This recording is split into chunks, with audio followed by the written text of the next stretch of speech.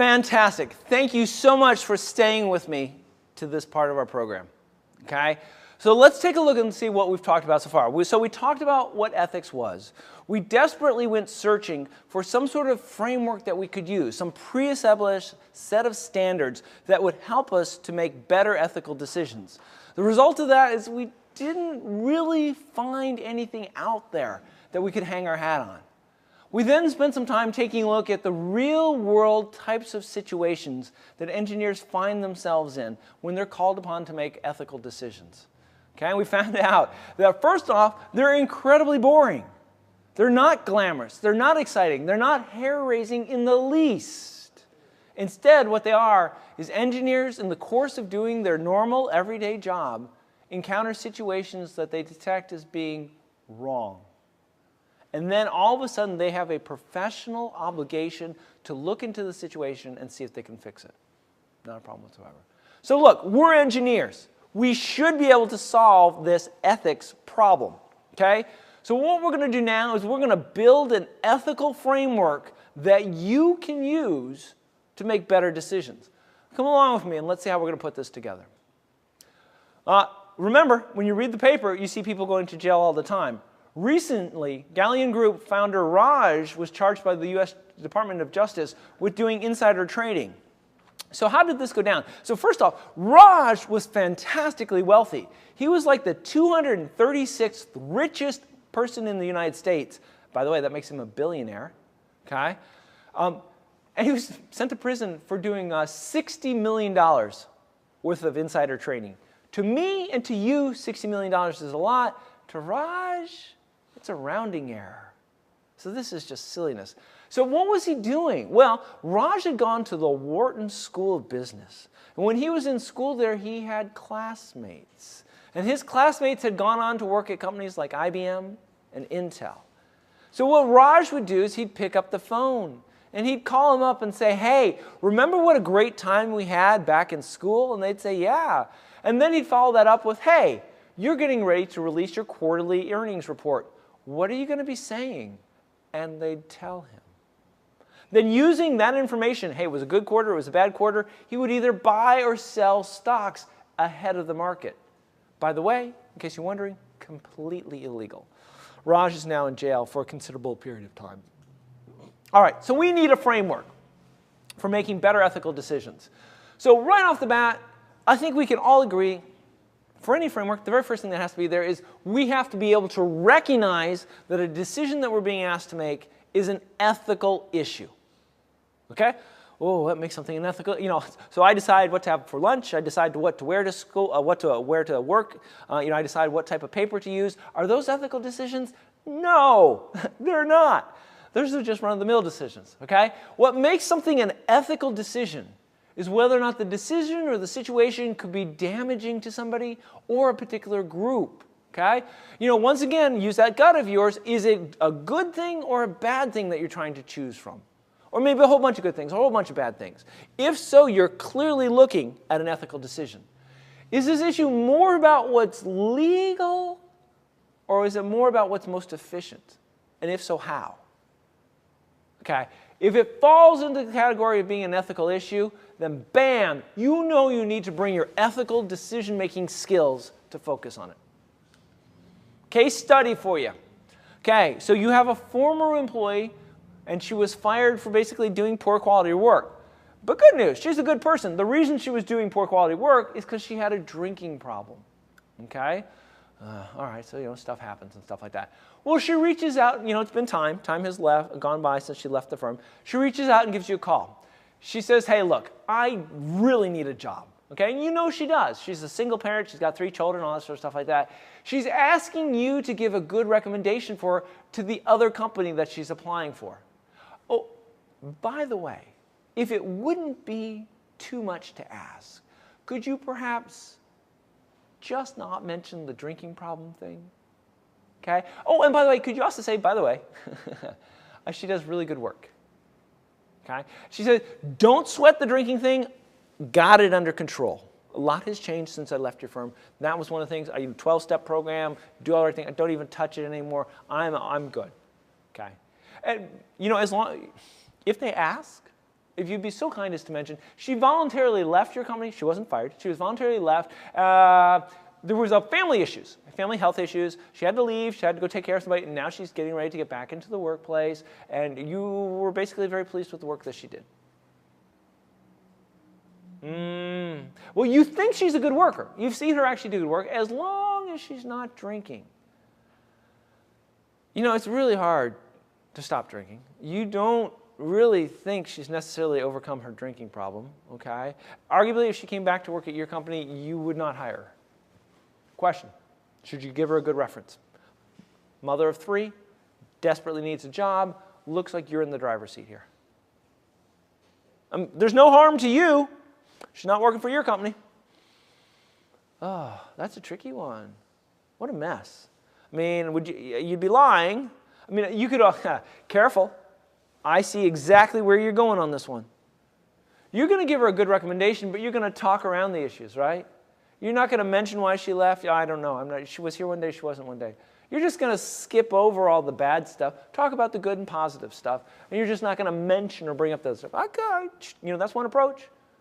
Where do you think that lies ethically? Remember the golden mean? Are you on the good side, bad side? How far off are you? Ethics is tricky stuff. Now, the NSPE Code of Ethics can be applied to all of these situations, okay? You know, on the do's, they say you really ought to be truthful. Don't tell any lies. On the don'ts, they're saying sort of exactly the same thing. So each one of these situations, you can always go to the NSPE Code of Ethics and see if you can pull out of there what relates to your particular situation. Ken Lay was the CEO of Enron. Enron, that massively huge, fantastic company that overnight vanished. Ken Lay was convicted and was on his way to prison prior to dying. What was he convicted of? He was just running the show. Ken got convicted of knowing that Enron was tanking, knowing that the company was getting ready to go down in flames, and at that time telling people everything's fine. Enron has never been stronger. I'm buying Enron, you should be buying Enron. Meanwhile, behind the scenes, Ken was selling as much Enron stock as he could possibly sell. When the regulators discovered this, they said, Ken, you've broken the law. You basically traded on insider information. You're going to jail. Okay, ethical framework. So what do we have so far? We understand that an important part of our framework is that you got to recognize an ethical issue. Okay, you got to identify that the decision that you need to make is an ethical decision. Fine. You're going to like this next step. Second step is you need to collect all the facts. Hey, we're engineers. We do a really good job of this. Okay? What are the relevant facts? Do I know everything that I need to know? More importantly, what don't I know? Do I need to do my homework here? Do I have enough information right now to make a decision? Or do I need to go out and get more information? Do I know who this decision is going to impact? Okay? Is everybody going to be impacted the same? Are some people more or less important than others? And if so, why are they more important? Okay? What are my options? When it comes time to make that decision, what are my options? Have I talked with the people who are actually going to be impacted? Okay? Have I really thought this through? Do I have a firm grasp of all the possible things that I could do? Good questions, right? You need to collect all of that data. You can't possibly hope to make a good ethical decision until you have all the information that you need. You've got some legwork to do in this situation. Got an ethics case study for you. Say you're working for a company. Company's going to make some really cool looking t-shirts. Fantastic, wonderful, great. Everybody loves t-shirts, okay? You're going to sell them online. Even better. Where are you going to get your t-shirts from? Okay, got some options.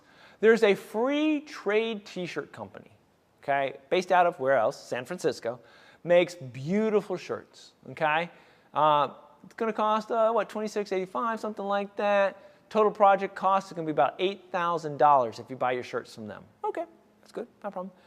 There's another option you got. There's a Chinese T-shirt supplier who can provide the T-shirts to you for about $5.50 a pop. Total cost to you about $1,000. $8,000 versus $1,000. Well, it's done. I'm going with the Chinese company. Stop. As with all such things in life, there's more to this story than just the price, right? So we know the San Francisco shop does free trade. They pay a valid wage. They've got a very safe and wholesome work environment. So everybody's taken care of in that environment. It's a good job, okay? T-shirts from China, they're cheaper. And oh, by the way, there's a benefit to them being cheaper, right? Cheaper T-shirts means you can do fancier designs. So the product you'd actually get from China would probably sell better online. Okay, that's cool. But unfortunately, we all know, working conditions in China are not that good. They're paying low wages. There's nasty work environments. You're overworking people. Potentially, you're going with kids or underage workers and stuff like that. I mean, you're not going to see any of this.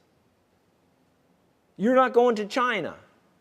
You're just contracting with this company. But you've heard stories. Who are you going to buy your T-shirts from? Well, once again, this is a situation where you got a very clear yes and no, at least in an ethical point of view. From a business point of view, you probably also have a clear yes and no.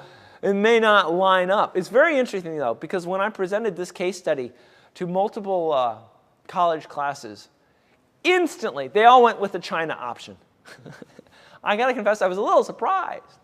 I thought the kids were going to be a little bit more altruistic, right? Let's make a green earth. And all this. Nope, $1,000, bam, we're going with the Chinese shop. Definitely, it's one of your options. Question is, what would you choose? You're going to get T-shirts no matter what. Question is what's it going to cost you? And what's going to cost your psyche when you do it? So if we take a look at the NSPE Code of Ethics, see if we can apply it to this situation. The do's say, make sure that you take care of the world. You got to make sure that you don't do bad things, okay? The don't says its own particular item. You can sort of pull one out from each for every ethical decision that you actually have to make. Another ethics study, Ralph Coffey.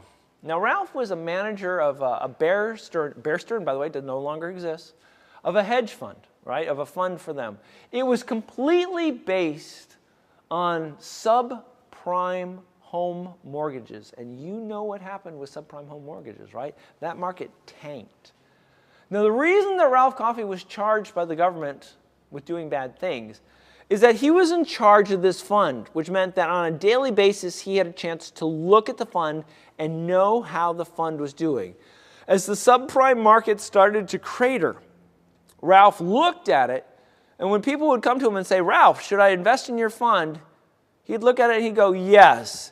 You should invest in my fund. Things have never been better. Meanwhile, Ralph, who had money in his own fund, was cashing out. Clearly, it's a case of insider trading, and the feds were not amused. The crash of his fund was one of the contributing factors to having Bear Stearns go out of business. All right, let's look at our ethical framework. What do we have so far? We understand that we have to recognize that something is an ethical issue. Step one. Number two, we have to go out and we have to get all the facts. Rock and roll. I think we're on board there. What do we do next? Now we have to evaluate our alternative actions. We know everything we can possibly know about the decision that we're going to have to make. And we pretty much understand what our possibilities are for making decisions. Okay, that's fine. So now we have to carefully look at them and say, listen, what should I do? There's a bunch of different ways, a bunch of different philosophies that we can approach this with. One of them to say is, listen, for each individual decision that I can make, how much good is it going to produce and how much bad is it going to produce? As engineers, we love this one, especially if we can quantify it. Well, that's 10 units of good and 4 units of bad. You can't quite do it that way, okay? But you get the gist of it, right? Another approach is to say, listen, our decisions ultimately impact people. And the question is for all of the decisions that I have to make, what is the impact on people going to be? Am I going to affect more people or less people? The people that I do impact, am I going to make their lives better or worse based on the decision that I'm making? Okay? There's another concept that says, listen, in this grand world in which we live, we should treat all people equally. There's not one group that's better than another group. We are all brothers and sisters. Question, when you make this ethical decision, will you be treating all people equally? Or are you going to end up favoring one group over another? Good question. We exist as part of a community. We are not islands. We belong to families, we belong to companies, we belong to communities, we belong to nations. Of all the options that we have, which one's going to do the most for our community? Which one's going to benefit the most the people who we interact with? And as a final consideration, listen, we all want to become better people. We want to be a better person than we are today. Which one of the decisions that I could make here will contribute to that? Which one's going to move me forward in my plan to become a better person, a more honest person, a more courageous person, more the person that I want to be? Not easy to do, but you do need to take a look at each one of your options and evaluate them arguably against each other. Got a couple case studies for you here. Man, these are like run-of-the-mill stuff. These could show up at any point in time in your career. You're sitting at home, it's just before Christmas holidays, everything's going well, then there's a knock at the door. You go to the door, it's a delivery man. Fantastic, I love it when the delivery man comes before Christmas. He's got a big basket. You say thank you, you take it in, it's got a little card, you pop open the card, surprise. The delivery basket is from one of your vendors. It says, hey, we hope you and your family enjoy these goodies.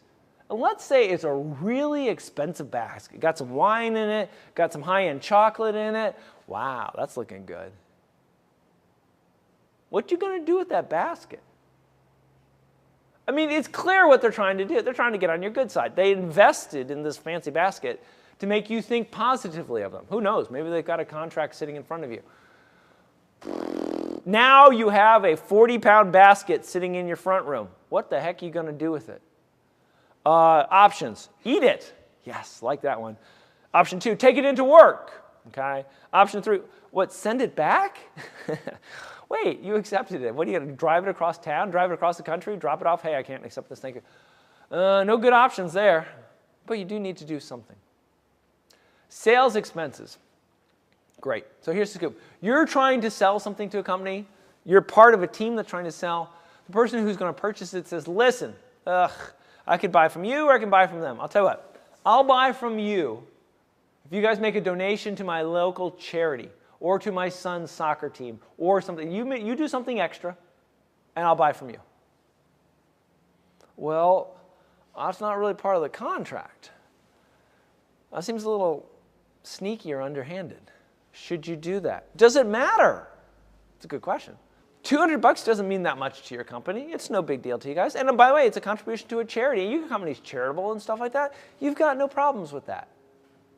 But to get a sale, well, that sort of changes everything, doesn't it? Here's the last one. I like this one especially. So, customer executive from Southeast Asia is going to come over and visit your headquarters. Fantastic. That's good. We'll be able to show them what we do and stuff like that. He's going to meet with your executive team. Now, the person who's setting up this visit takes you aside and says, hey, look, he's coming over. Could you take care of all of his expenses? Okay? There might be some expenses that don't really fit into your company's, hey, we pay for this type of stuff. Go ahead and reimburse him. I will take care of you. You will be made whole. So what are we talking about here? What we're really probably talking about is having this guy go off to a strip club. Let's just be straight about this, okay? He's going to do something that normally your company would not reimburse for. I'm going to bet you that's probably what it is. This guy wants you to then pay for his strip club expenses, but don't worry about it because he's going to reimburse you for it. The guy who's going to visit your headquarters is really important. You want to sell a lot of stuff with or to him. What do you do? That's a tricky one. A lot of different ways to do this. I'll tell you one, and it's a little skunky, and I do apologize for that, but think about it. Look, he's saying that your company should pay for all this stuff, and there's some issues with your company's what they pay for policy. That's one approach. Why not have you personally pay for all this stuff, and then he reimburses you? You could be talking about a lot of cash. Maybe it's a plane ticket, maybe it's hotels, maybe it's all those expenses. I mean, you could be talking about $5,000 or even $10,000 worth of expenses there. But if you ran it across your books and not the company's books, does that remove the ethical decision? It probably does, because you're not violating your issues. You'll pay for him to go to a strip club. You got no problem. Well, or maybe you don't want to pay for him to go to a strip club. You better work out how you're going to handle this before that executive shows up. Otherwise, you've got all sorts of problems on your hands. Take a look at the NSPE Code of Ethics. Can we find anything that's going to guide us here? Yeah. Well, you got to be a faithful agent for your company. In other words, don't do bad things that your company doesn't want you to do. I think that's a critical factor. There's also a don't associated with that. Okay? So every time that you face one of these ones, you should take a look at the do's and you should take a look at the don'ts and see if the NSPE Code of Ethics gives you the guidance that you're looking for. Matthew Tannen was another one of those Bear Stearns hedge fund managers. He actually worked with Mr. Coffey. He was in charge of the exact same hedge fund that started to tank. He, too, told people, don't worry, the sky's not falling, everything's fine. We'll be back up and making a profit very soon. Feel free to invest in us. And he knew he was lying. He now has an opportunity to meet with federal officials. All right, ethical framework. We've got 3 things in our framework so far: recognizing an ethical issue, getting the facts, and then evaluating all of our alternative actions. Fantastic. Here comes the 4th part. You need to make a decision, and then you need to test it. Okay? Considering all of these approaches, all of the different options that you have, the big question is, which one of these best addresses the situation that you now find yourself in? Okay, that's a good question, and it's a good question to try and answer. You know, and this is sort of the classic one, right? If I told someone I respect, or even better, if I told a television audience which option I've chosen, what would they say? You know, the classic story is always, you know, if your decision was on the front page of the newspaper, or if your mom found out about the decision that you'd made, how would you feel then? Granted. I mean, I think this is a critical part. You know, before you make the decision, pretend like you've made the decision. Go around and tell people what decision you're planning on making, and then gauge their reaction. A couple of interesting things here. Is it the reaction that you're anticipating? If it is, then great, you got your hand on it. Or is it a completely different reaction, something that you had not anticipated? That happens also. More often than I think we care to admit, right? So we need to keep our eyes open in these situations. If you can get feedback before you commit to an ethical decision, that's fantastic. Hopefully what it's going to do is it's going to confirm that you're in the process of making the right decision. Good stuff. Congratulations. Of the bad decisions, you chose the least worst. Okay? If you get feedback that tells you otherwise, maybe you need to go back and look at your options one more time. I love this one. So, there is a building in downtown New York called the Citicorp Building. Okay? It was built in 1977. It was a very unique set of circumstances that they built it under. There was a Lutheran church, St. Peter's Lutheran Church, that owned the land that Citicorp wanted to use to build their brand new headquarters on. St. Peter's was willing to sell some of their land, but they wanted to keep a church on a corner. Okay? So the architects were tasked with finding a way to build a skyscraper in downtown New York in such a way that an older church could still reside on the property. The solution they came up with was absolutely magnificent. So it's this building, this skyscraper, that's based on 4 stilts. It's incredible. It's a fantastic building, right? Okay, the structural engineering was a gentleman by the name of William Lemercier. Okay? Now, one of the issues that you face whenever you build a skyscraper, by the way, is a problem with winds. When the wind blows, and presses up against your skyscraper, it exerts an incredible force. So you need to make sure that your building is going to be strong enough to resist that force. Because of the materials that they used to build the Citicorp Center, it was a really light building. Congratulations, because they didn't want to put too much weight on those stilts, right? But the challenge here is that also meant that the winds could do some serious damage if they pushed on it. They did a most amazing thing for 1977. They installed what's called a tuned mass damper on the top floor. What this is a big block of concrete that floats in a sea of oil. And they can move it left or they can move it right, depending on what the forces of the wind against the building are. So they can counteract the wind forces. I mean, clearly some serious engineering design went into this building. And they were very, very proud of it. Then a young lady who was attending a local university decided to make this building the subject of her master's thesis on how to design skyscrapers. Fantastic. She requested and received copies of all of the architectural drawings and all of the calculations that had gone into making the design decisions. And she sat down and she worked through all of these. What's interesting is that she arrived at a different conclusion than the structural engineers did. She identified one situation that she didn't feel that they had correctly done their calculations. It's called the quarterling wind problem. And what it is they had worked out how the building would react if they had a wind that it would hit straight against one of the faces. What they hadn't correctly calculated was what the building would do if they had a wind that hit straight on an edge and split its force over two surfaces of the building. Now she took this to her teacher. Her teacher said, look, you're a student in my class. I appreciate that. You're a good student. No problems with that. But really, look, professionals design the building. I think you probably just got some bad data or something like that. But she did reach out and she did tell the company, hey, look, I found some problems with your calculations. They said thank you. They didn't really take action. But William eventually heard about this. And William was a good engineer. So he sat down and he reran the numbers. And he discovered he actually did have a problem. It turns out that with a wind that would show up once every 50 years in the city of New York, his building could get knocked over. All right. Now, why?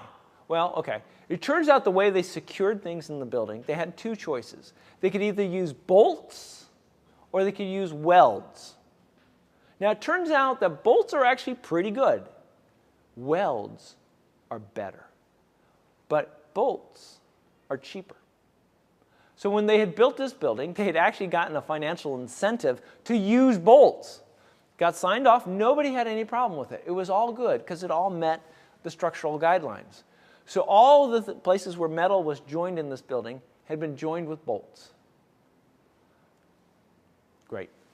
So the structural design guy, when he realized that he had a problem on his hand, he says that he realized that he was looking at lawsuits, bankruptcy, and effectively, potentially the end of his career. He believed that he had three options before him. He could not say anything, keep his big mouth shut. He could commit suicide, or else he could tell the world about the problem that he had caused. Thankfully, he chose the third option. So what they actually did, it was a pretty amazing story, is they went through the building from place where metal was joined, and they basically welded it shut. So they welded each one of the connections after the building had already been built. It was a huge project, and in the end, it ended up costing $8 million to resolve this issue. But today, the building's solid. That 50-year wind will come along, and it won't cause any problems. From our point of view, we had an engineer who had a problem that was detected. What's interesting, it was detected inside of his company. Nobody was talking about this problem. There was no press, there was no television, there was no bloggers saying, oh, by the way, Citicorp's going to fall down in this first big wind. They were the only ones who knew about it. They could have kept their big mouth shut. Maybe the wind comes, maybe the wind doesn't come, maybe the wind comes long after you've left this world. Whatever. right? And yet they spoke up, even though there was a risk to their reputation and obviously probably a risk to their bottom line also. So these are not easy calls by any stretch of the imagination. I think in this particular case, they did a great job and they did the right thing. So a quick case study here. Okay? So you have a call, you have a client that gives you a call and asks you about a competitor. Okay? Now, you don't know that much about a competitor, but one of your long-term customers has actually dealt with that competitor, and they've said bad things about them. They were not happy with them at all. Question for you, do you pass that information along to the person who's calling you? You don't actually know it to be true, but you've heard. I mean, we're basically talking about gossip here, aren't we? I don't know. Ethically, are you permitted to pass that along? Gratuities. You know, as engineers, we don't get tipped nearly enough. But look, take this as a context, and you can always take it out of context. You're helping a customer. They've got a big boat. It has to be, you know, taken off a truck and put into the water, or what have you. You and a bunch of other folks are guiding it, structure it, you can get it in. Customer goes, wow, you guys did a fantastic job. Whips out a big chunk of $100 bills and starts handing them out like they're candy. Do you take it? Well, question is does the company actually care about it and stuff like that? Don't know. You would hope that the company has some sort of policy there, right? Conflict of interest issues. As a department manager, you're in charge of setting up a fantastic food buffet for everybody. You got a budget. You got $200 you can spend. Your door gets a knock on it. It's your neighbor who comes over. She says, hey, listen, I'm setting up this brand new food service company. Hey, I heard that you're in charge of this party. I'll tell you what, okay? I'll do it at cost. I'll put in some extra items. Just hire me to do it, because then you'll be like on my reference list. You know, you probably wouldn't have even thought to talk to her if she hadn't spoken up. Do you have a conflict of interest here? All right. And this one's my favorite, because it happens more often than you might know. So you're working at a company. You're locked head-to-head in a battle with the evil Empire company down the street. You guys are both bidding on a particular contract. And then you discover that somebody who works for you has inside information about how the evil Empire is going to bid on this contract. Is it ethical for you to get them to share their secret inside knowledge with you so that you can make a better proposal? You know, it's weird because it's not even your ethical decision, right? They're the ones who's making an ethical decision to share that information with you. If they do choose to share it with you, do you choose to use it? It's like a one-removed ethical decision. Happens actually quite often. So there was a lady by the name of Danielle Chelsea. She was a beauty queen who got involved in the stock market. Now, I'm not sure how much Danielle actually knew about stocks, but Danielle knew people. And Danielle had a Rolodex that was huge. She knew everybody, and everybody knew her. And she was one heck of a sweet talker. So she'd call up people and say, hey, long time no here. How's it going? By the way, I heard you're having quarterly reports being released today. What you gonna say? And people would tell her. She'd then take that information and pass it on to people like hedge fund managers, who would then buy or sell stocks based on what she had told them. Once again, completely illegal, and she's now in jail. Gotcha. A lot of different other ones that we can talk about. One concept is should you ship your product? Okay? So, you know, an interesting situation is, let's say your company has a records retention policy. Say, keep everything for 5 years and then destroy it. Well, you know, you got busy, so you haven't actually destroyed your records. So they actually go back about 7 years. No, but you'll get to it. It won't be a big problem whatsoever. Then all of a sudden, poof, a legal document shows up on your desk and says, by the way, we're being sued. Give us all of your records in relation to this particular product. Well, your records go back 7 years. Should you give them those additional 2 years? Everyone else did a good job of getting rid of the records, but you dropped the ball. Are you on the hook to provide 7 years of records, or should you only provide 2? Good question. Your ethical rules from the NSPE gives you some guidance here, okay? You don't want to do anything that's deceptive, okay? You want to do the right thing. You can get guidance from the Code of Ethics. Ernest Lieb was the guy who was in charge of Mercedes USA. Pretty good guy, very successful, made the company do good things. Unfortunately, he viewed the company's expense account as his own personal wallet. He used it to do all sorts of fantastic things, including building a house. If you're in that same situation, don't do that.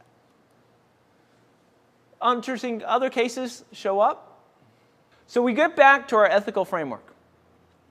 Okay? We realize we have to recognize an ethical issue. We realize we have to get the facts. We realize we have to evaluate alternative actions. And we realize we have to make a decision and test it. There's one more step. You have to take action. So you actually have to go ahead and implement your decision.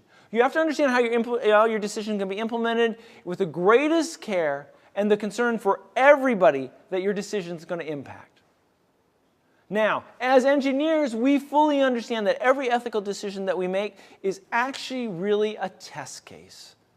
So when you make your decision and when you implement it, the next thing that you need to do is you need to study what happens. The question that you're trying to answer is, how did my decision turn out? Was it the result that I anticipated? Okay? What have you learned from the opportunity to make this decision and from the ramifications of what happened? The only way we get better is when we make decisions. So there you have it. It's our ethical framework. There's really 5 points to it, right? Recognize an issue as being an ethical issue. Get the facts so you can make a good decision. Evaluate your alternative actions. Make sure you know exactly what your opportunities are. Finally, and perhaps maybe one of the most difficult things, actually make a decision and then test it out. Ask people how they're going to feel about it when you make that decision. Final step, act and then reflect on the outcome. We should be constantly growing. We should be evolving and becoming better ethical decision makers with every single decision that we make. My final thought for you today is for you to remember, you do not look good when you're wearing handcuffs. You probably don't look good in orange either, for that matter. So when you're faced with an opportunity to make an ethical decision, please remember the framework that we've put together. Understand that the decision is always yours to make. I'm sure that you know the right thing to do. You just have to be strong enough to choose it. Thank you.